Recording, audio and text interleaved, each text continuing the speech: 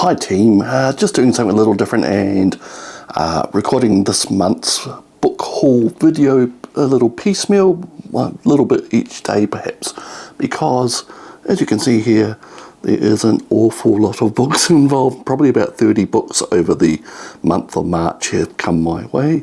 Just can't stop buying books, so here's a couple of them now, and before I drop all these all over the floor, we'll get on with the rest of the video. Cheers. Hi there and hello and welcome to the book haul. This is the first segment which I am going to start because it's Amazon. Amazon starts with A, so A is at the beginning. What else can I make up to justify this? So we're getting a little non-linear, timey-wimey with this video.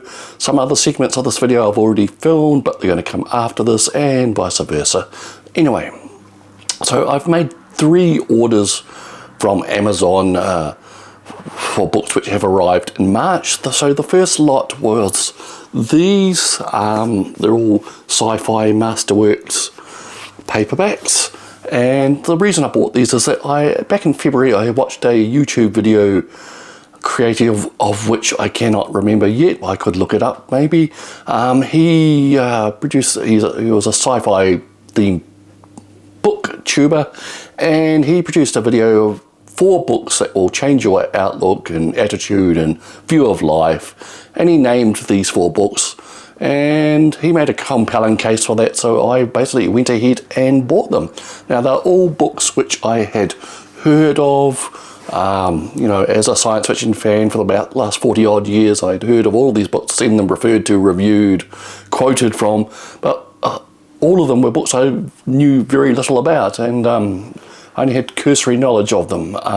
So the books as they are this one, John Brunner's Stand on Zanzibar. Hopefully that's showing up in the camera. So this is a book which apparently very eerily predicted our modern world. It was written in 1968 and it posits a world where there's 7 billion people, which just calls it massive overpopulation, corporations rule things, drugs, technology rampant, all that type of thing. I don't know much about the actual plot, but it's been hailed as a masterpiece in world building or creating a future history. John Brunner I know as often being quoted as the one of the fathers of cyberpunk, in quotes perhaps, for his book Shockwave Rider, which came out in the 70s after this one. He obviously had a lot to say. This is a thick book, and this is basically seen as his masterpiece. He was apparently a bit of an angry young man. He had things to say about what he thought of society at the time. So that is Stand on Zanzibar. The next one that no one can quite describe the plot or story about. This is Dhalgren by Samuel R. Delany, an author which I have, as far as I know, never read a book from before. This one is about some type of wanderer that comes into a town on a apparently alien planet and encounters all sorts of things. That's basically the plot. People quote and worship this book as some type of masterpiece.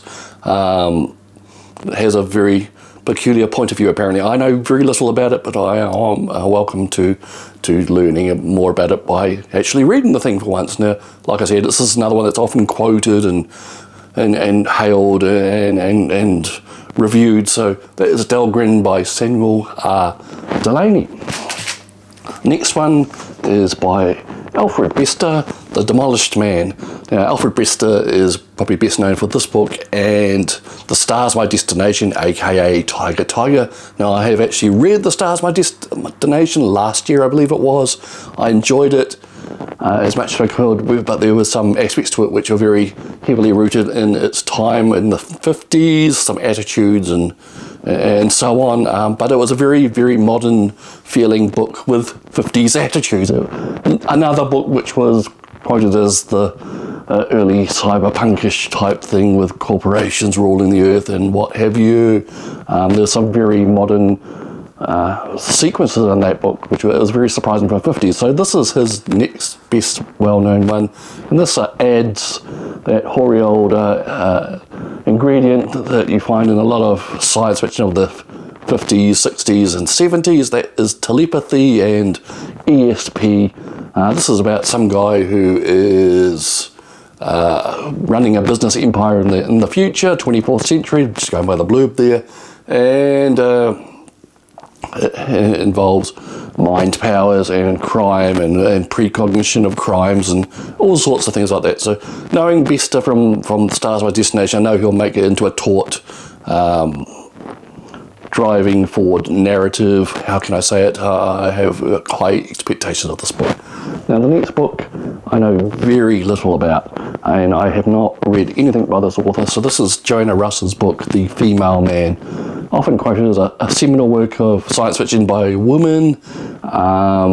Apparently it's about a period where women develop interdimensional communication capabilities and re-look at their part in the universe, their role in society vis-a-vis men and so on.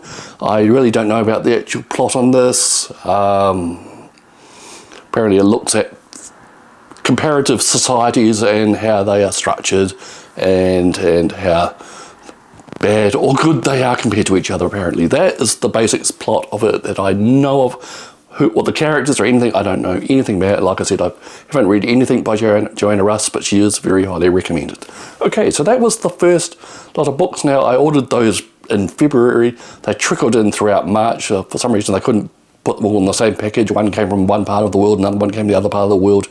And that seems to be standard from Amazon today. But I ordered them from the Australian site, and they come from the UK, the US, all sorts of places. Now, I made another order early in March, just another few books which I had on my radar. The first one here is Michael Pollan's A World Appears. Now, Pollan's made his name writing non-fiction accounts of drugs, psychedelic substances, plants, and all sorts of things, plants with psychedelic substances. I do have his earlier books. I have only skimmed them. I haven't actually sat down and read an entire one of his books before, but this one appealed to me. It's about the problem, as they say in science, the hard problem of consciousness. What is consciousness?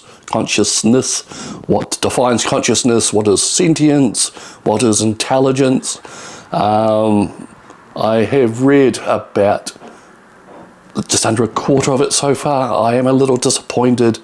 It basically raises some points and then basically fills up in a lot of space with, hey, I met this scientist and this is his wacky idea, basically, and rinse and repeat. I'm hoping it improves. I'm hoping it delves into something a little deeper, because so far he's wasting a lot of time, or my time anyway. I am in the middle of a fascinating section about plants. Can plants be treated as conscious or intelligent or sentient or whatever? This raises some interesting points, some interesting facts about plants and what they can do, and surprising things, but I'm not sure what exactly the driving point of it is. Maybe everything is conscious or everything has intelligence, something like that. I'm sure there's a word for that, panpsychism or something. Anyway, so that is Michael Pollan, A World Appears. Okay, another book which has got rave reviews online recently is Dave Hutchinson's book, The Essence. This appears to be the standard thing about a man with amnesia, or some type of civil servant or something with amnesia or something, slowly recovers memory and realises that he was the key figure in some secret about a mystical, esoteric, cosmic force known as the Essence, which various governments and agencies want to keep secret away from everyone. So that is The Essence by Dave Hutchinson. He is well known for another series about Europe in the future, which I think I have the e-books of, which I haven't actually delved into, but he comes highly recommended, and a lot of people think this one is probably his best and most accessible work. So that is The Essence by Dave Hutchinson. And finally, from that lot of books was Francis Spudford's book, Nonesuch. I seem to own a lot of Spudford's books. I actually bought another one in another lot, which will be coming later in this video. He's a bit of a technocrat writer. Gets into history and the currents of histories and the reasons of why things happen, all that type of stuff. And this is his kind of fantasy World War II set novel about time travel and time-traveling fascists trying to alter the course of the war or something. I have read the first chapter. So far it's a very grounded story about a young woman working in wartime London and trying to go out and live a happier life with a boyfriend or something. So who knows how this is going to segue into time-travelling fascists, so we'll see. Okay, so that is Nonesuch by Francis Sputfoot. Okay, so that pretty much brings all the Amazon books up to date, except for this one. Arrived today. Came home and found it on my step today, and we can do a live opening if I don't cut myself with a knife. There we go. So this should be the first of 3 I ordered last week. I finally pulled the trigger on these books, which I think I mentioned in an earlier video that I was aiming to buy at some point. And now I have the wherewithal to do that. I'm slowly going to collect the entire set. So this book is All American Advertising, the 60s. This is from Taschen, the well-known German masterful publishers which put out all those books that you drool over when you see them in the shops or online or in catalogues. This collects print adverts from the 1960s, and it probably has a commentary about them as well. So that will be something for me to drool over, looking at all the crazy, weird and wonderful and very cliched stuff from the 1960s world of print advertising. So I have also purchased the 50s and the 70s companion volumes of this, which apparently aren't going to reach me until sometime in early April. So this is the very last book that I have obtained in March 2026. Like I said, it is the 31st of March today, the last day of March, obviously, and we'll get on to the rest of the video. A couple of big piles of stuff still to come. All right, thank you. We'll catch you in a moment. Hi again, and here I am with the next segment of the March book haul. All right, on March the 7th, it was a Saturday, I flew up to New Zealand's capital city, Wellington. I used to be a fairly frequent visitor there, once or twice a year in the early 2000s, but I hadn't been there since 2011 or so. A few weeks before the earthquakes in Christchurch, I last visited Wellington, so I rectified that by going up there again. I was curious to see what had changed and what had stayed the same. And my main target, which I made a list of in the morning before my flight, was to visit several shops up there, which I used to frequent, or others that I've only ever bought from online. So I made my way up there, and the first bookshop that I came across, I stopped, got a bus from the airport up to what they call Wellington Terminal or something, which is just a simple bus stop quite near Parliament, the seat of New Zealand government, and so it was just around the corner from the Beehive and the Parliament buildings. I'll drop some photos in here. Yes, you can see me looking like a dork doing the tourist thing at the Parliament buildings. As usual, I'm quite amazed how open and accessible those buildings are. It was a Saturday morning, early Saturday morning, and there was no security or anything. You could just walk right up to the buildings, around the buildings. People were walking their dogs and so on. Yeah, so like overseas, you'd be kept half a kilometre away by security, but obviously not here. And they have had some security scares there. Most recently, protesters set fire to things there in the wake of the COVID lockdowns and what have you.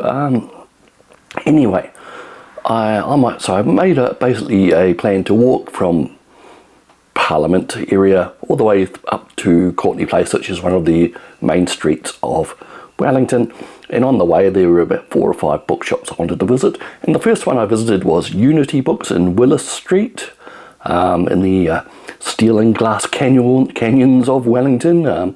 They still have tall buildings there. We kind of lost ours with the earthquakes, or lost the majority of them with the earthquakes and the after effects. So it's got that big city feeling which kind of you're lacking down here. And took plenty of photos of that. I'll drop a few in here. there and here and here. Anyway, first bookshop I came to was Unity Books, which is a kind of rough equivalent to dear old Scorpio Books here in Christchurch.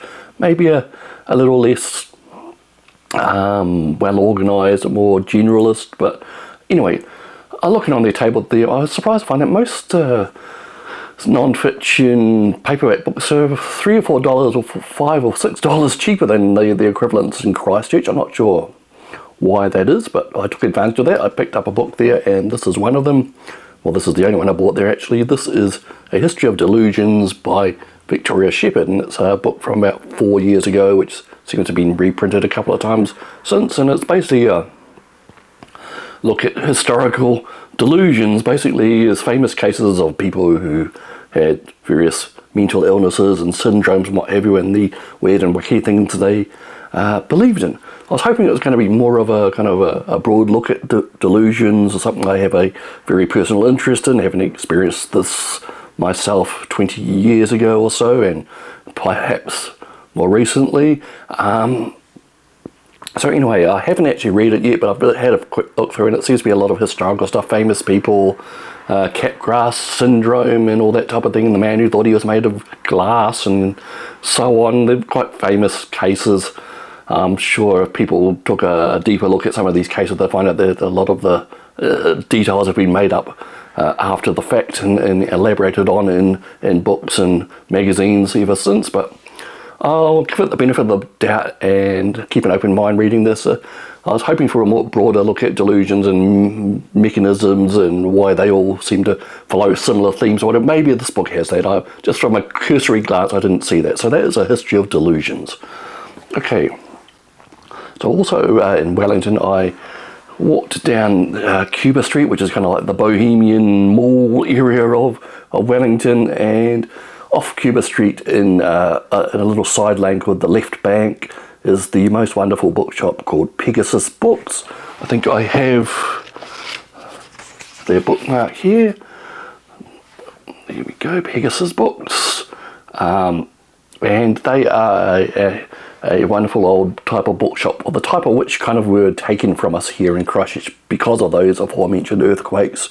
We don't really have the higgledy-piggledy piles upon ladders and stacks and ephemera type bookshops down here anymore. At least I don't know any of them. All our bookshops are fairly modern here since those cursed earthquakes that I keep mentioning.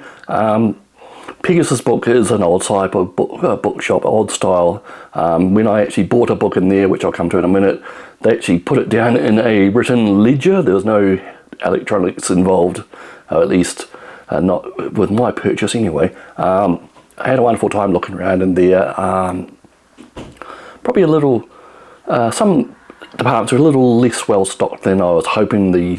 The science fiction section, which I usually judge bookshops from, was pretty small and looked like it had been picked over recently. Anyway, amongst their non-fiction, I found this book, The Hunt for Vulcan by Thomas Levinson, and it's a non-fiction book, obviously, and it's about Vulcan, which was, for a certain period, about 50 years, and I think the late 19th century into the early 20th century, was believed to be another planet, the source of the asteroids and all that type of thing, and people had made all sorts of theories and theses on Vulcan's existence, and then other people had to basically come along and knock it all down, and people looked very shamefaced when they discovered that the thing that they'd spent their career hoping to find evidence of simply didn't exist. And apparently, according to this book, Albert Einstein had some type of role in destroying the fantasy of the world Vulcan. I haven't really read it or looked through it much. It looks like your standard popular history of the type that has been around since the early 2000s, if not earlier. And there was kind of a boom in them for about 20 years here, though I think they've started to fade out a bit now as other topics kind of reassert themselves. But so this is The Hunt for Vulcan by Thomas Levinson. Also visited 2 or 3 other bookshops while I was in Wellington. Ferret Books, moderately well-stocked bookshop further down Cuba Street, and I did end my bookshop tour at the dear beloved RTBs. Almost forgot the word. Almost said A Books, which is a website. RTBs, a massive bookshop with both new and used bookshops in Manners Street, quite near Courtney Place. I actually had a health thing going on by the time I reached them, so I wasn't able to have a good browse. I wanted to sit down and get out of there for a minute, which is not kind of like me in a bookshop, but I had to curtail my explorations of Wellington at that stage, unfortunately. So here's some photos of RTBs. Okay, so that was Wellington. On with the next segment of this video. Cheers. Okay, in a radical departure, I have the camera sitting on the windowsill rather than a tripod, so let's get on with this section. Okay, so recently I put an order in for a couple of books from Book Hero, the recently established local New Zealand online bookseller. I should be giving them more business, I think. Their range is starting to get a bit larger. They still can't really compete with Amazon for the selection or sometimes the price, but convenience wins out. If you time it right, you can get your books delivered to you overnight, and their selection is growing. They are moving into other areas as well, such as toys and puzzles and things. I'm not sure if they should focus on the books still, but you know, they know what they're doing, I assume. So a couple of books from then. I suddenly got the hankering to read Remains of the Day. I had seen the movie many years ago, and I saw some type of offhand comment online about this book staying with people, and I thought, well, why not just give it a read. So that's Kazuo Ishiguro's book about the emotionally repressed butler, I think he is, or manservant of some type, and recounting his life as he travels across the UK. Okay, so that one's that, and the other book I bought is one that I've been dithering over for a little while, and that is Monk and Robot by Becky Chambers. And this is an omnibus edition which collects a psalm for the wild built and a prayer for the Crown Shire. Now, these are widely praised as a kind of a calmer, more reflective, gentler science fiction experience, so that's maybe what we all need. So that is Monk and Robot by Becky Chambers. Okay, we'll be back, filmed from a different angle, probably wearing different clothes on a different day. See you there. Hi again, welcome to the next segment of this book haul video. Now, on the 21st of March, which was a Saturday, I attended the second day of the annual Christchurch City Libraries book sale. It's an annual thing where they sell off all the surplus stock. And yeah, so I travelled to the southern Christchurch suburb of Summerfield. Oddly enough, since I moved, this Summerfield is one of the more difficult places to reach. Everywhere else it seems to be more in reach to me now, but I had to do several bus trips to reach there. Anyway, so I went to the book sale which was on at Pioneer Stadium in the Pioneer Leisure Centre, basically a large indoor arena or a stadium basically, and yeah, so I get probably a little tired of saying this, but I was a little bit disappointed this year. It seems to be, maybe it was because I was there on the second day of a 2-day sale, but I found the offerings a bit lackluster. There were, as usual, there were these basically large rows of trestle tables in the middle of the stadium, and everyone would mill around and look at what was for offer. The offerings were pretty sparse, apart from fiction. Everything else looked like it had been picked over and sorted already. I'm not sure what was going on there. I was just a little disappointed with what was there, but there was a lot of fiction, so I spent most of my time shuffling my way around with a crowd of other people looking at fiction. Interesting that nowadays they seem to sell off popular fiction as soon as it kind of like goes out of fashion. They might buy several copies of a certain hot book or book they think it's going to be hot, and then, you know, the next year they offload the copies. You know, I'm not sure if they're keeping at least one copy for reference or what have you. It was unusual to see very recent books being offered for sale for like $3, so that was the base price at the library sale this year, $3 for most books. They did have a table of premium titles, which were like large format cookbooks and photography books and what have you, and they were going for about $20 each. There were also things like DVDs and magazines on offer there, but I didn't even look at them. I had little interest in that at this point. So I spent about an hour or so, all told, there shuffling around the fiction section. So I did find some non-fiction books, but in the end I think I got 7 books. So the first one I got was this one, Charles Bukowski, The Mathematics of the Breath in the Way. Now this is a collection of articles and columns and reviews by Charles Bukowski. Why do I have problems reading his name? Famous US crusty, grimy, down in the dirt author who was a big name a few decades ago for all of his crusty, grimy, down in the dirt experiences of an alcoholic type of books. I don't know what appealed to me about this book. I guess I'm a sucker for this type of thing, writers talking about their writing life. So basically this is the theme of this one. It's about his life as a writer. Okay, so next up, Pluto, Sentinel of the Outer Solar System. Now this is a popular science type book about the planet, or ex-planet as it may be now, Pluto. I guess one of the reasons is selling this book off as cheap as of 2015, 10 years ago. Everything in this book is probably outdated since the New Horizon probe flew past Pluto and took photos and measurements and got a whole lot of data which kind of completely updated mankind's knowledge of the planet Pluto, or ex-planet Pluto. What are we calling it now? Minor planet. Still an interesting book about the history of mankind's discovery of Pluto. It's got a lot of theory and maths and stuff, but like I said, it's probably a little outdated now since we know a lot more. So that is Pluto, Sentinel of the Outer Solar System by Barry W. Jones. This one, Going Deep, this was a last minute grabber. As I was leaving, I saw this on a trestle table.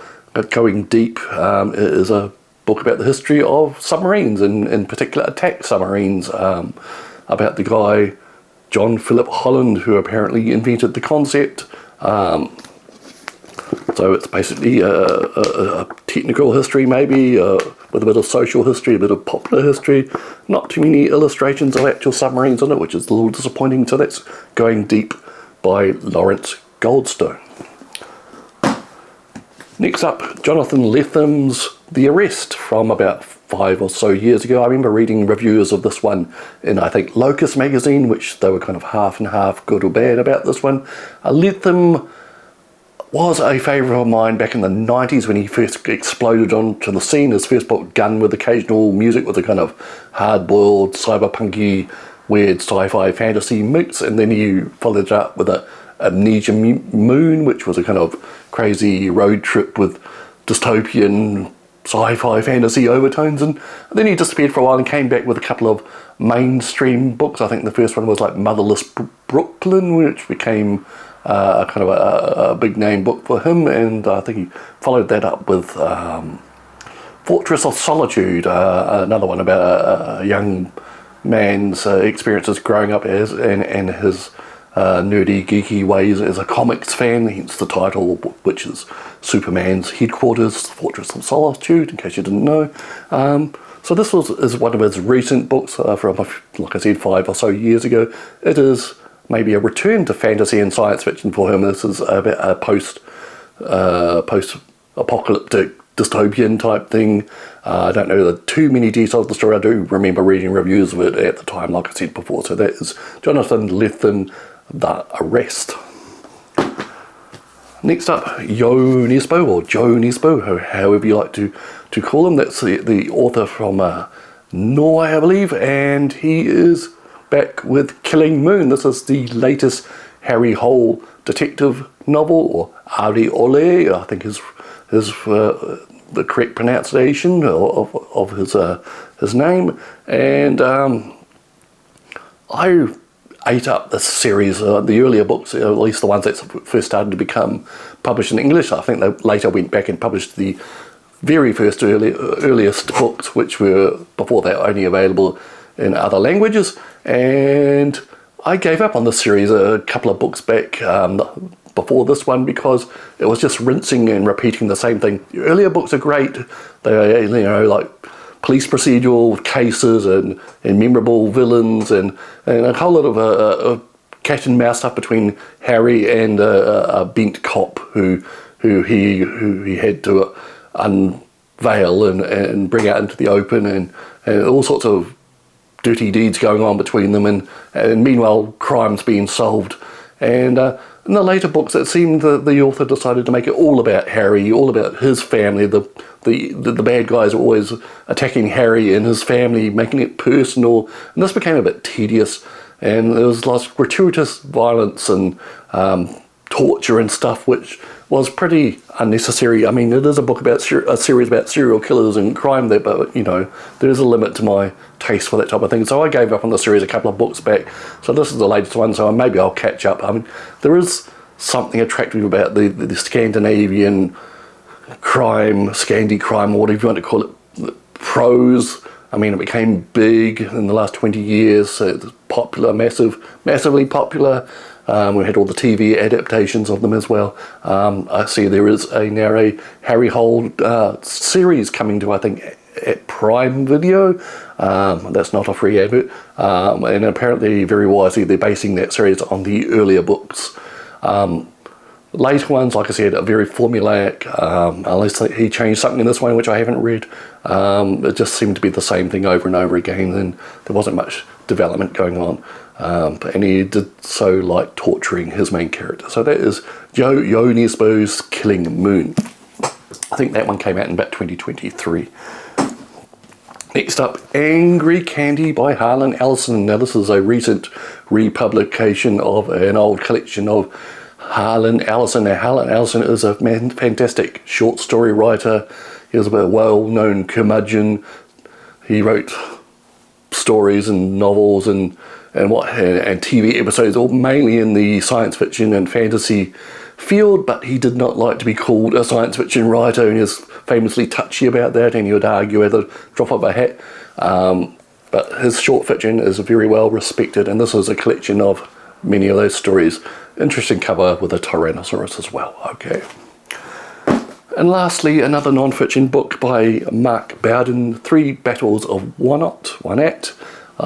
This is a collection of war reporting and essays and what have you by Mark Bowden, who kind of made his big splash in the world with Black Hawk Down back in the, early 2000s maybe was it, or late 90s.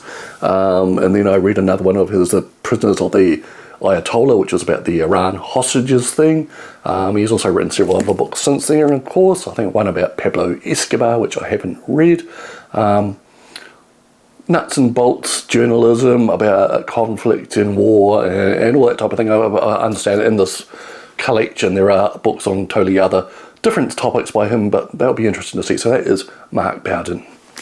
Okay, so that is pretty much all that I walked away from the library sale with. I think it was about $21 altogether to buy all those books. As the most of my hardcovers, it's not a bad deal. Like I said, I found the selection a bit lackluster. Maybe I just went on the long day. I mean, when I didn't have a job, I could go first thing on the Friday when they open these sales and get the pick of the stuff. But they're supposed to be replenishing the tables all the time, but it just looked a little sad to me. I don't mean that as any criticism of the library. It just seems to be the state of things at the moment. All right. Next up, I will be doing another segment about bookshops in Bishopdale Mall. Okay, we'll see you then. Cheers. Hi again, here we are at the final segment of the March book haul, and this is about the books I picked up at Bishopdale Mall on I think the 28th of March, which was the last weekend in March, last Saturday in March. So I went over to Bishopdale Mall in northwest Christchurch, and I had a look at, first of all, Books Plus, which is kind of like the overflow store for Dove bookshops, where the books are maybe a little too tatty or undesirable. They seem to end their days of going for a couple of dollars each. I had a good look there.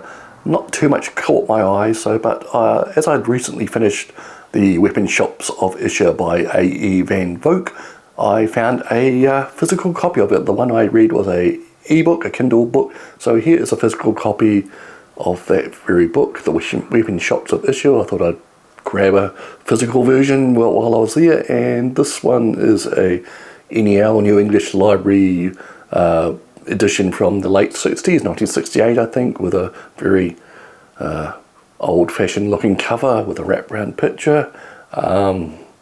I'll probably have a review of this story coming soon if I can get around to it. I've got quite a backlog of books to review. Interesting book, bit soap opera-ish, very of its time, 1951 it was originally written, trying to give a message about civics and society and responsibility and all that type of thing, with a veneer of 50s science fiction. So that's the Weapn Shops of Isha by A.E. Van Vogt. And also, while I was there at Books Plus, I found a copy of Slan, or Slan, which is A.E. Van Vogt's one of his most famous books. I mean, I heard the term in science fiction fandom that fans are slans or whatever way before I knew the book existed. So Slan is about apparently genetically altered supermen in some type of future society. That's about as much as I know about it. It's a book that's endlessly been republished. It's still in print now, I believe, in some type of edition. This is another late 60s edition with the Panther in print, UK edition. Let me see. A super race capable of mind reading, equipped with bodies many times more resistant to fatigue than ordinary mortals, but they live in a constant fear of discovery, for the rewards are great should anyone capture a Slan, dead or alive. There we go. So that's Slan by A.E. Van Vogt. Next up, I went over to Dove Bookshop, which was my main target in Bishopdale Mall. It's a fantastic used bookshop, which everyone in Christchurch who's a bit of a book nerd should go and have a look at least once. They're constantly turning over stock. There's a lot of very recent stuff there, but they have a depth of selection of their material. And like I said, the science fiction section there is quite good. A lot of stuff which I already own, which is a little disappointing, but yeah, overall it's a great curated type, organised selection of books at Dove Bookshop. And so one of the ones I first found there was this one, Fantomas. Now Fantomas is a gentleman criminal whose books about him first came out in 1911, early 20th century. And there's quite a wave of kind of gentleman thieves and criminals and ne'er-do-wells in fiction at that time. You could probably push it back see it as a kind of like a pushback reaction from the success of maybe Sherlock Holmes in the late 19th century. He's a dapper gentleman solving crimes. How about we have dapper gentlemen doing crimes? And of course the other, this is French, and the other famous French one was Arsène Lupin, or Lupin, the inspiration for the recent Netflix series, but very much unlike it.